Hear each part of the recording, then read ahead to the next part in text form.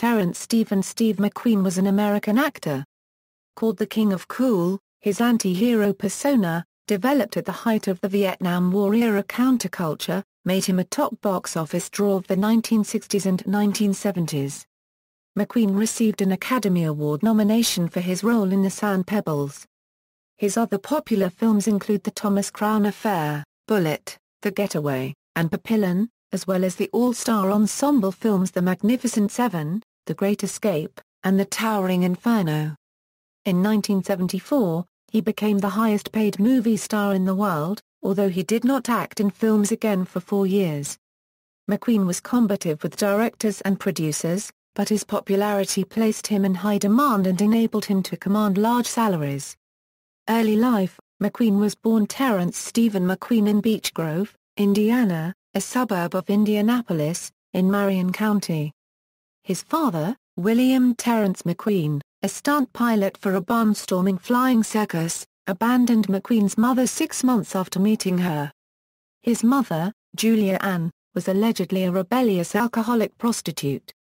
Unable to cope with caring for a small child, she left him with her parents in Slater, Missouri, in 1933.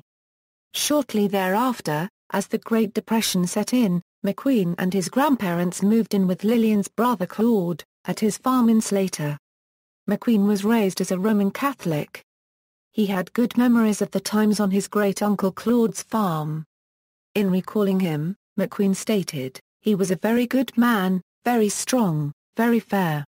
I learned a lot from him." On McQueen's 4th birthday, Claude gave him a red tricycle, which McQueen later said started his interest in racing. At age 8, he was taken home by his mother and lived with her and her new husband in Indianapolis. McQueen retained a special memory of leaving the farm. "The day I left the farm, Uncle Claude gave me a personal going-away present. A gold pocket watch, with an inscription inside the case. The inscription read, 'To Steve Euro, who has been a son to me.'" McQueen, who was dyslexic and partially deaf as a result of a childhood ear infection, did not adjust well to his new life. His new stepfather beat him so badly that at the age of 9 McQueen left home to live on the streets. Not long after, he was running with a street gang and committing acts of petty crime. Unable to control McQueen's behavior, his mother sent him back to Slater. When McQueen was 12, Julia wrote to Claude asking that McQueen be returned to her again, to live in her new home in Los Angeles, California. Julia, whose second marriage had ended in divorce, had married a third time. This began an unsettled period in McQueen's life. By McQueen's own account, he and his new stepfather, L. locked horns immediately. McQueen recalls him being a prime son of a bitch, who was not averse to using his fists on McQueen and his mother. As McQueen began to rebel again, he was sent back to live with Claude a final time. At age 14, McQueen left Claude's farm without saying goodbye and joined a circus for a short time, then drifted back to his mother and stepfather in Los Angeles, resuming his life as a gang member and petty criminal.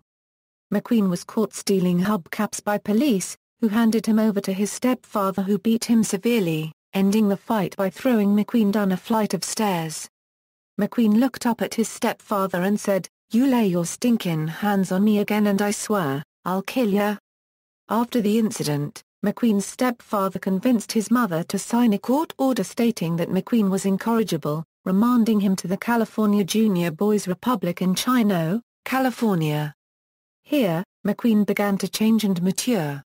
He was not popular with the other boys at first, so the boys had a chance once a month to load into a bus and go into town to see a movie.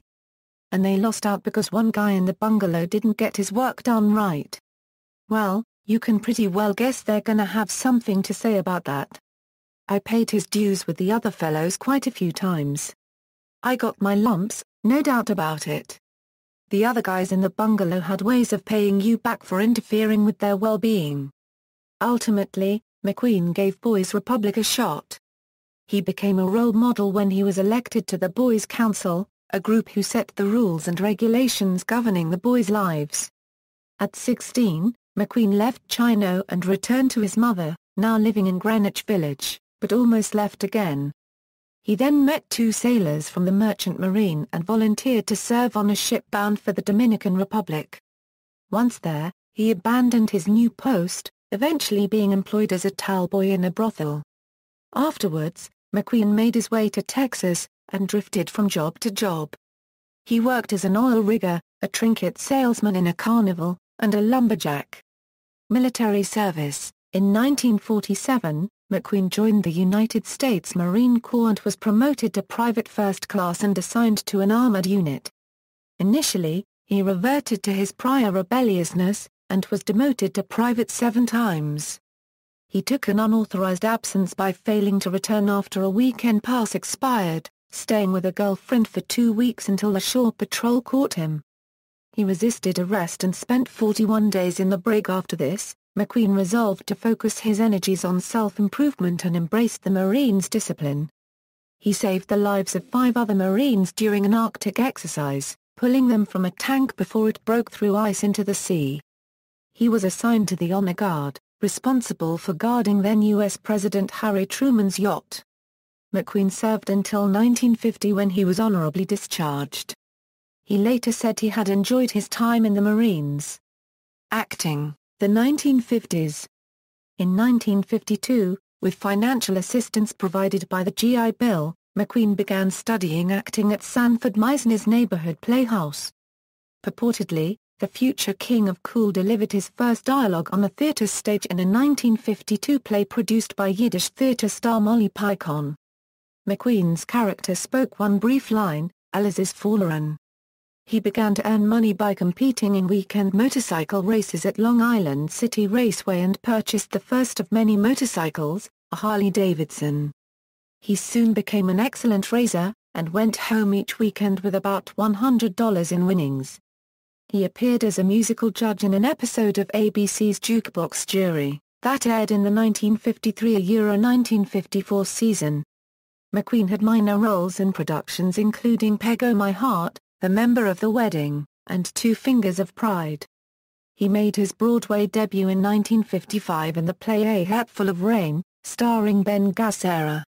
In late 1955, at the age of 25, McQueen left New York and headed for California, where he moved into a house on Vestal Avenue in the Echo Park area, seeking acting jobs in Hollywood. When McQueen appeared in a 2-part television presentation entitled The Defenders, Hollywood manager Hilly Elkins took note of him and decided that B-movies would be a good place for the young actor to make his mark. He landed his first film role in a bit part in Somebody Up There Likes Me, directed by Robert Wise and starring Paul Newman. McQueen was subsequently hired for the films Never Love a Stranger, The Blob, and The Great Street Louis Bank Robbery. McQueen's first breakout role came on television. He appeared on Dale Robertson's NBC Western series, Tales of Wells Fargo. Elkins, then McQueen's manager, successfully lobbied Vincent M. Fennelly, producer of the Western series Trackdown, to have McQueen read for the part of bounty hunter Josh Randall in a Trackdown episode. McQueen appeared as Randall in the episode, cast opposite series led and old New York motorcycle racing buddy Robert Culp. McQueen then filmed the pilot episode, which became the series titled Wanted, Dead or Alive, which aired on CBS in September 1958. The 1960s.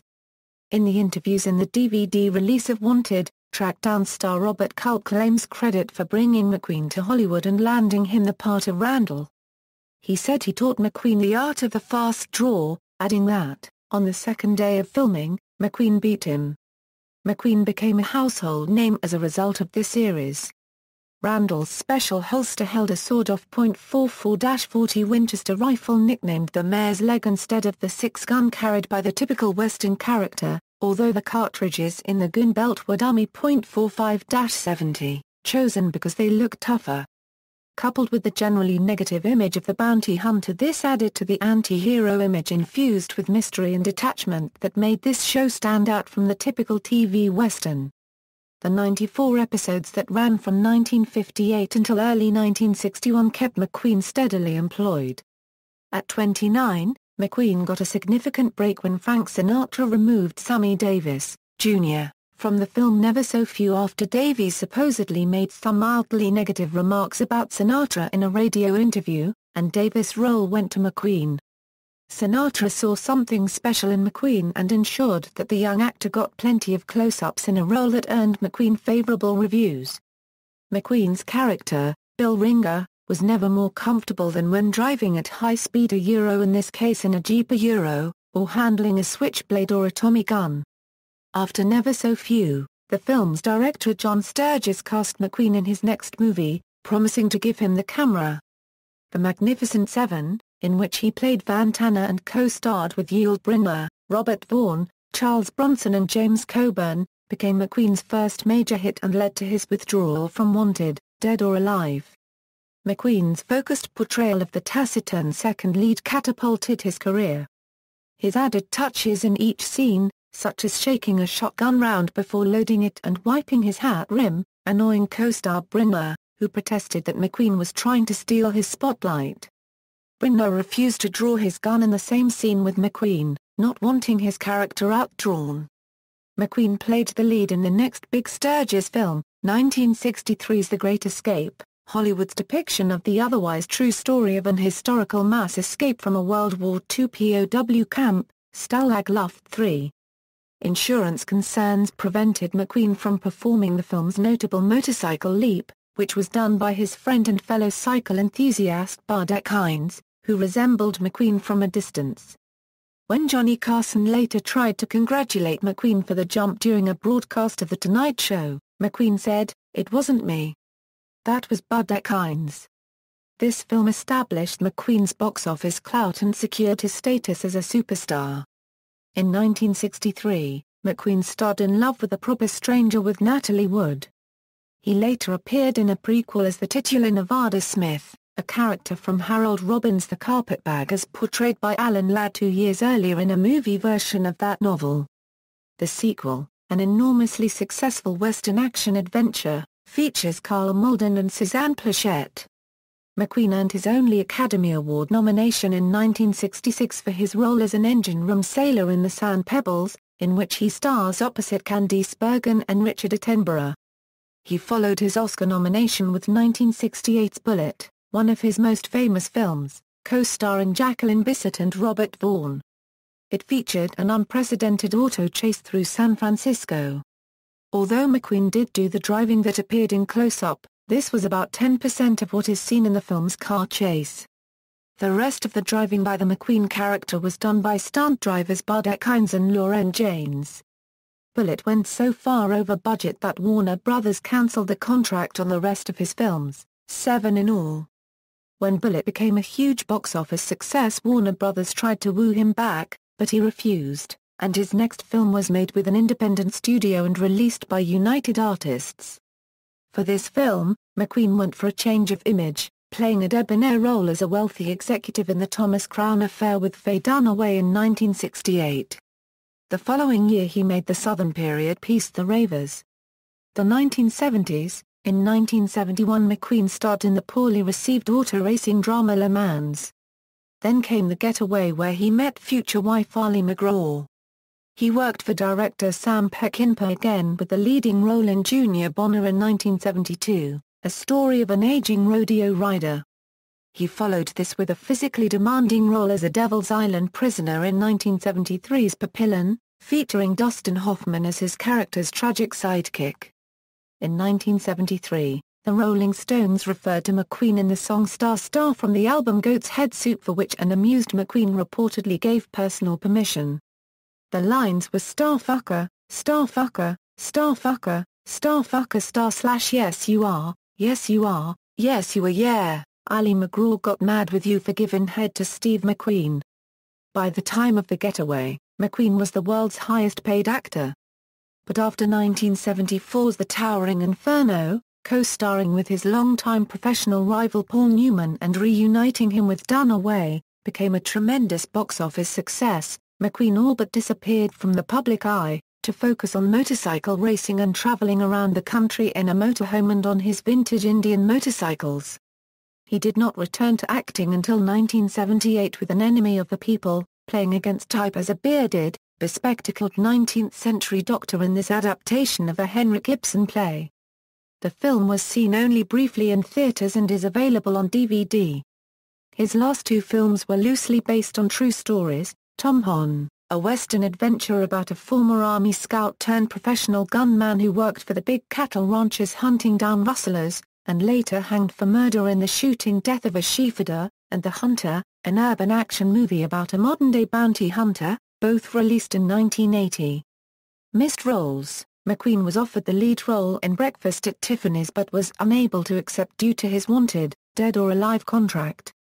He turned down parts in Ocean's 11, Butch Cassidy and the Sundance Kid, The Driver, Apocalypse Now, California Split, Dirty Harry, A Bridge Too Far, The French Connection and Close Encounters of the Third Kind.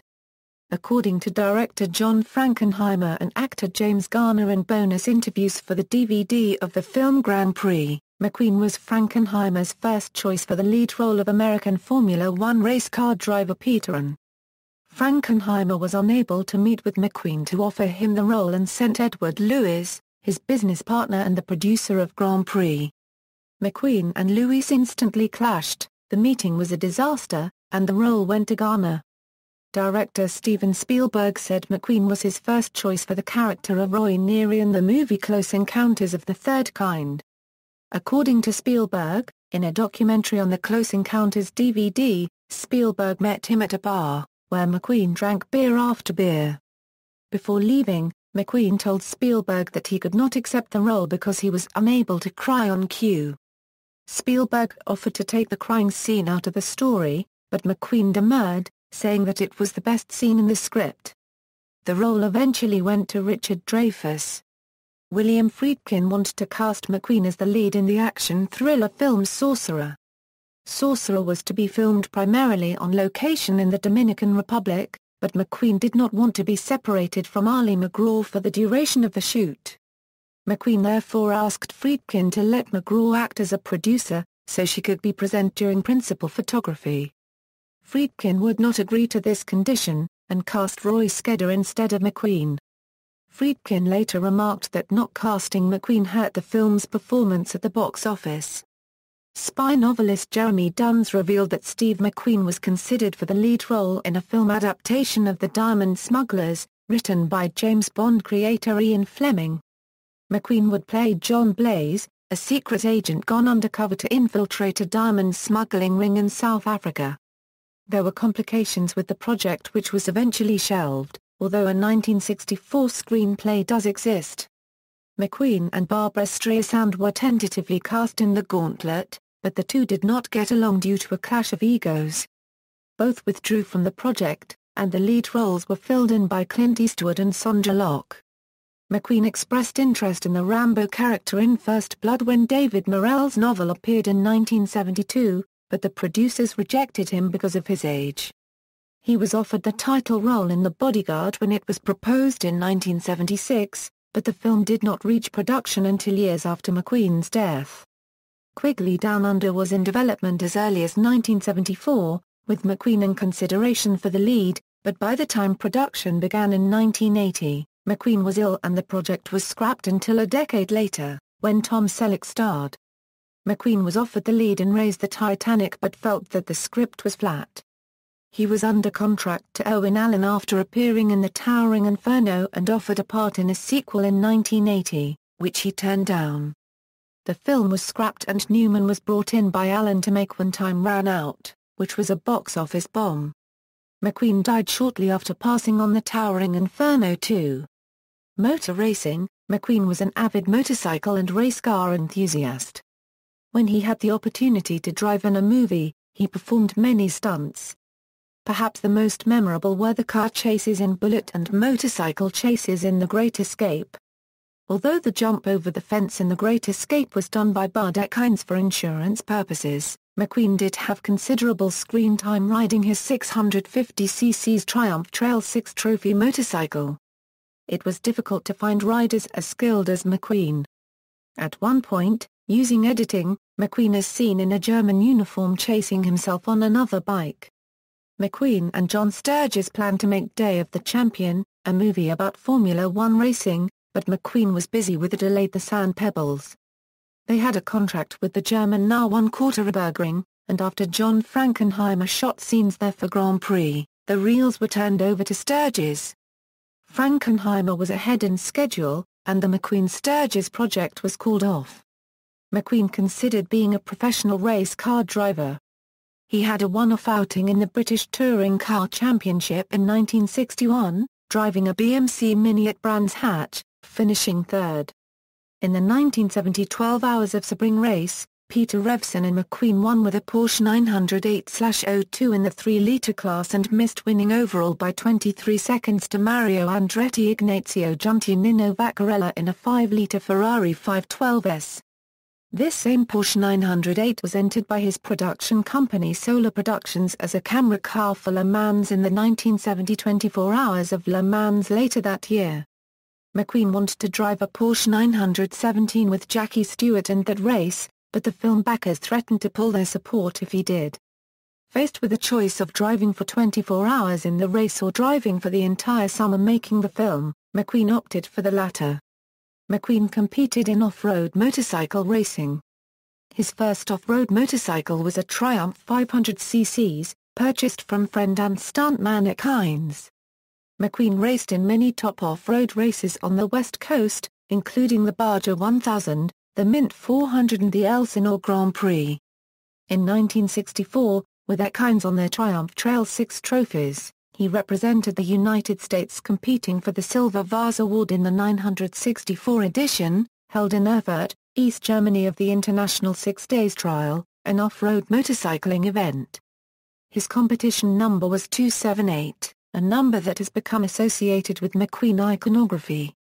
He was inducted in the Off-Road Motorsports Hall of Fame in 1978.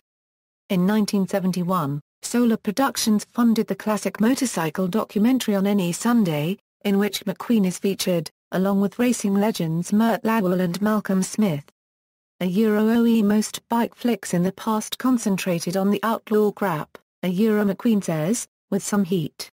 Hell unregistered trademark S Angels and all of that stuff, which is about as far away from the real world of motorcycle racing as I am from Lionel Barrymore. Brando unregistered trademark S movie The Wild One in the early 1950s set motorcycle racing back about 200 years. Steve McQueen was so enamored with the theme of On Any Sunday that he helped finance the movie by kicking in an additional $313,000 of funding. Also in 1971, McQueen was on the cover of Sports Illustrated magazine riding a Husqvarna dirt bike. McQueen designed a motorsports bucket seat, for which a patent was issued in 1971. McQueen collected classic motorcycles. At the time of his death, his collection included over 100 and was valued in the millions of dollars. In a segment filmed for The Ed Sullivan Show, McQueen drove Sullivan around a desert area in a dune buggy at high speed. Afterward, Sullivan said, "That was a hell of a ride." McQueen owned several exotic sports cars, including Porsche 917, Porsche 908 and Ferrari 512 race cars from the Le Mans film. 1963 Ferrari 250 Lusso Berlinetta, Jaguar D-Type XKSS, Porsche 356 Speedster, 1962 Cobra. To his dismay, McQueen was never able to own the legendary Ford Mustang GT 390 he drove in Bullitt, which featured a modified drivetrain that suited McQueen's driving style. One of the two Mustangs was badly damaged and judged beyond repair and scrapped. Personal life. McQueen was married 3 times and had 2 children. On November 2, 1956, he married actress Neil Adams, by whom he had a daughter, Terry Leslie, and a son, Chad. McQueen and Adams divorced in 1972. On August 31, 1973, McQueen married actress Ali MacGraw, his co-star in The Getaway, but this marriage ended in divorce in 1978. MacGraw suffered a miscarriage during their marriage. On January 16, 1980, less than a year before his death, McQueen married model Barbara Minty. One of McQueen's 4 grandchildren is actor Stephen McQueen. In the early 1970s, while separated from Adams and prior to meeting MacGraw, McQueen had a relationship with his Junior Bonner co-star Barbara Lee, which included her pregnancy and an abortion. Actress-model Lauren Hutton has said that she had an affair with McQueen in the early 1960s. McQueen had a daily 2-hour exercise regimen, involving weightlifting and at one point, running 5 miles, 7 days a week.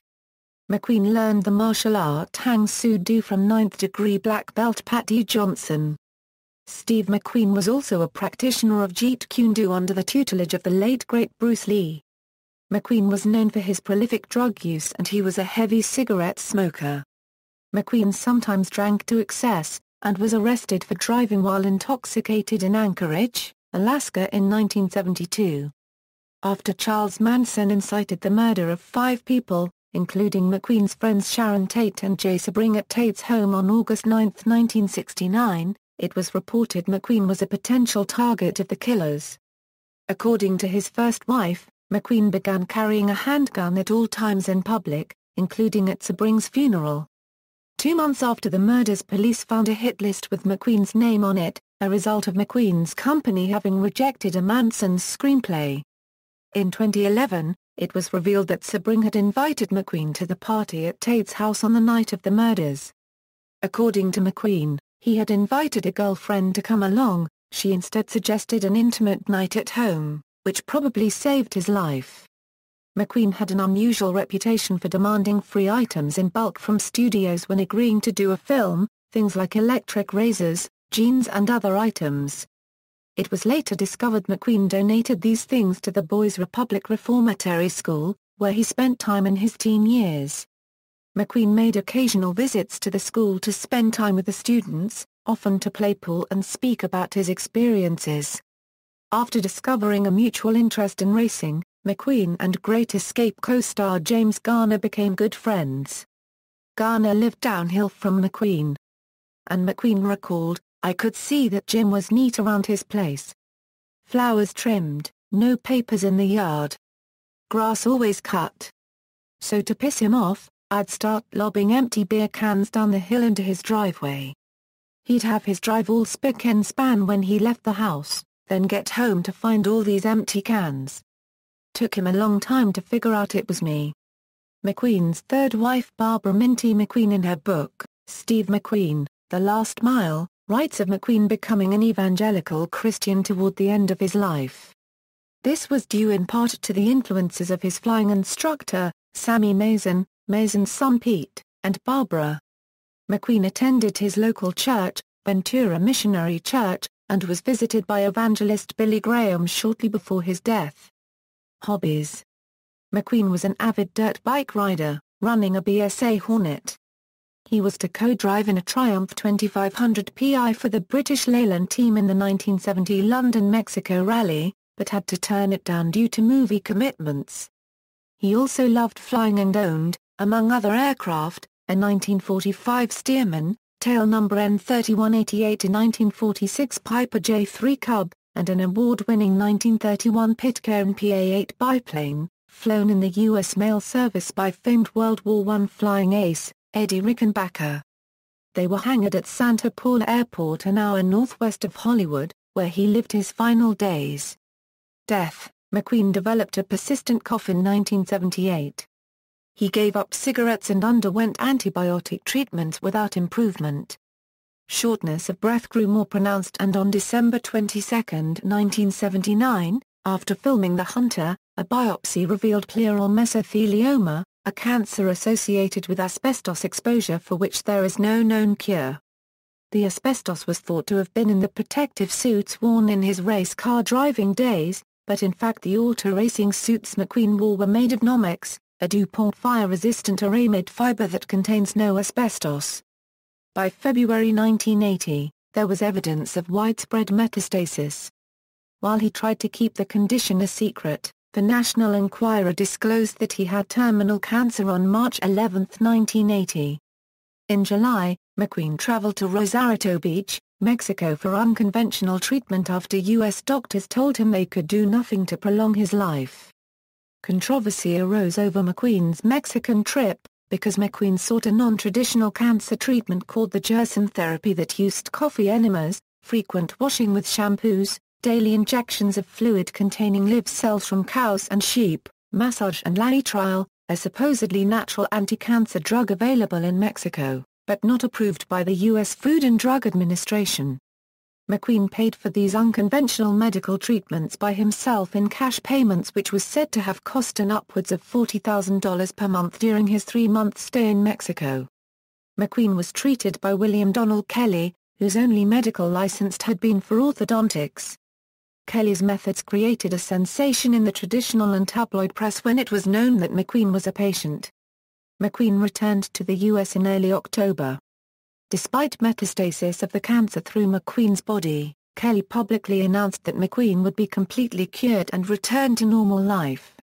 McQueen's condition soon worsened and huge tumors developed in his abdomen. In late October 1980, McQueen flew to Ciudad Juárez, Chihuahua, Mexico to have an abdominal tumor on his liver removed, despite warnings from his U.S. doctors that the tumor was inoperable and his heart could not withstand the surgery. McQueen checked into a Juarez clinic under the assumed name of Sam Shepard, where the doctors and staff at the small, low-income clinic were unaware of his actual identity. On November 7, 1980, Steve McQueen died at the age of 50 at the Juárez clinic following the surgical operation to remove or reduce several metastatic tumors in his neck and abdomen. He had in fact died of cardiac arrest at 3:45 a.m. in his hospital bed more than 12 hours after the surgery to remove the tumors. An article in the El Paso Times noted that before his death he awoke in his hospital bed and asked the nurse for some ice water and then died. A few months before his death, McQueen had given a medical interview in which he blamed his condition on asbestos exposure. McQueen believed that asbestos used in movie soundstage insulation and race drivers' protective suits and helmets could have been involved, but he thought it more likely that his illness was a direct result of massive exposure while removing asbestos lagging from pipes aboard a troop ship while in the Marines. Leonard DeWitt of the Ventura Missionary Church presided over McQueen's memorial service. McQueen was cremated, and his ashes spread in the Pacific Ocean. Legacy. Posthumously, McQueen remains a popular star, and his estate limits the licensing of his image to avoid the commercial saturation experienced by other deceased celebrities. As of 2007, McQueen's estate entered the top 10 of highest-earning deceased celebrities. McQueen was inducted into the Hall of Great Western Performers in April 2007, in a ceremony at the National Cowboy and Western Heritage Museum. In November 1999, McQueen was inducted into the Motorcycle Hall of Fame. He was credited with contributions including financing the film On Any Sunday, supporting a team of off-road riders, and enhancing the public image of motorcycling overall. A film based on unfinished storyboards and notes developed by McQueen before his death was slated for production by MCG's production company Wonderland Sound and Vision. Yucatan is described as an epic adventure heist film, scheduled for release in 2013. Team Downey, the production company of Robert Downey Jr. and his wife Susan Downey, expressed an interest in developing Yucatan for the screen. The Beech Grove, Indiana, Public Library formally dedicated the Steve McQueen Birthplace Collection on March 16, 2010 to commemorate the 80th anniversary of McQueen's birth on March 24, 1930. In 2005, TV Guide ranked McQueen number 26 on its 50 Sexiest Stars of All Time list. Ford commercials. In 1998, director Paul Street created a commercial for the Ford Puma. Footage was shot in modern-day San Francisco, set to the theme music from Bullitt. Archive footage of McQueen was used to digitally superimpose him driving and exiting the car in settings reminiscent of the film. The Puma shares the same number plate of classic fastback Mustang used in the Bullitt film, and as he parks in the garage, he pauses and looks meaningfully at a motorcycle tucked in the corner, similar to that used in The Great Escape. In 2005, Ford went on to use his likeness again, in a commercial for the 2005 Mustang.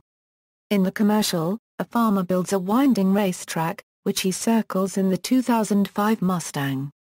Out of the cornfield comes Steve McQueen. The farmer tosses his keys to McQueen, who drives off in the new Mustang. McQueen's likeness was created using a body double and digital editing. Ford secured the rights to McQueen's likeness from the actor's estate licensing agent, green light for an undisclosed sum. Memorabilia: the blue-tinted sunglasses worn by McQueen in the 1968 movie The Thomas Crown Affair sold at a Barnum's and Butterfield's auction in Los Angeles for $70,200 in 2006. One of his motorcycles, a 1937 Crocker, sold for a world record price of $276,500 at the same auction. McQueen's 1963 metallic brown Ferrari 250 GT Berlinetta also sold for $2.31 million USD at auction on August 16, 2007. Except for 3 motorcycles sold with other memorabilia in 2006, most of the McQueen's collection of 130 motorcycles was sold 4 years after his death.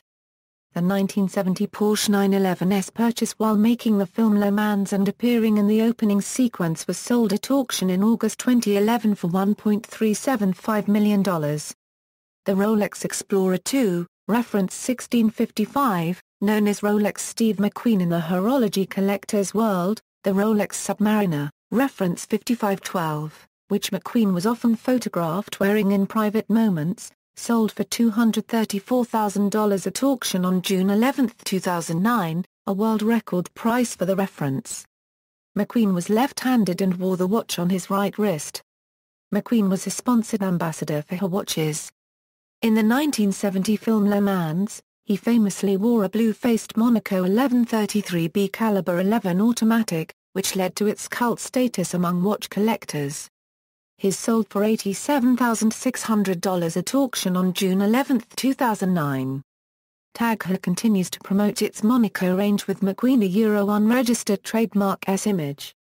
From 2009, Triumph Motorcycles Limited, licensed by his estate, marketed a line of clothing inspired by Steve McQueen's association with their brand, particularly his 1964 ISDT participation. British heritage clothing brand J. Barber & Sons created a Steve McQueen collection, based on the fact that he owned a Barber International motorbike jacket. Steve McQueen was the second album by English pop band Prefab Sprout, which was released in June 1985. It was released in the United States under the title Two Wheels Good due to a legal conflict with McQueen's estate. Filmography, Awards and Honors, Academy Awards, 1967, nominated a Best Actor in a Leading Role in the Sand Pebbles, Golden Globe Awards, 1964, nominated a Best Actor a Motion Picture Drama In Love with a Proper Stranger, 1967, nominated a Best Actor a Motion Picture Drama in the Sand Pebbles, 1970, nominated a Best Actor a Motion Picture Musical or Comedy in The Ravers, 1974, nominated a Best Actor a Motion Picture Drama in Papillon, Moscow International Film Festival, 1963. 1. Best Actor in The Great Escape, references. Further reading, Beaver, Jim. Steve McQueen. Films in Review, Augusta September 1981. Satchel, Tim. McQueen. ISBN 0-283-98778-2, Siegel, Mike. Steve McQueen, The Actor and His Films, Nolan, William F. McQueen, McQueen, Steve.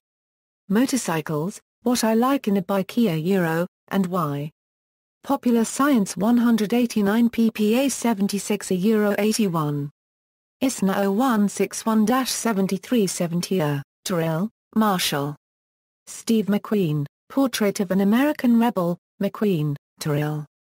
Steve McQueen, The Last Mile, Terrell, Marshall. Steve McQueen, A Tribute to the King of Cool, Terrell, Marshall. Steve McQueen, The Life and Legacy of a Hollywood Icon, external links. Official website, Steve McQueen Discography at Discogs, Steve McQueen at the Internet Movie Database, Steve McQueen at the Internet Broadway Database, Steve McQueen at Virtual History, Rare Photos of the King of Cool a slideshow at Life magazine, Bell System Film A Family Affair, McQueen's debut, at the AT&T Tech Channel, The Great Escape, new publication with private photos of the shooting and documents of second unit cameraman Walter Rimmel, photos of the filming The Great Escape, Steve McQueen on the set.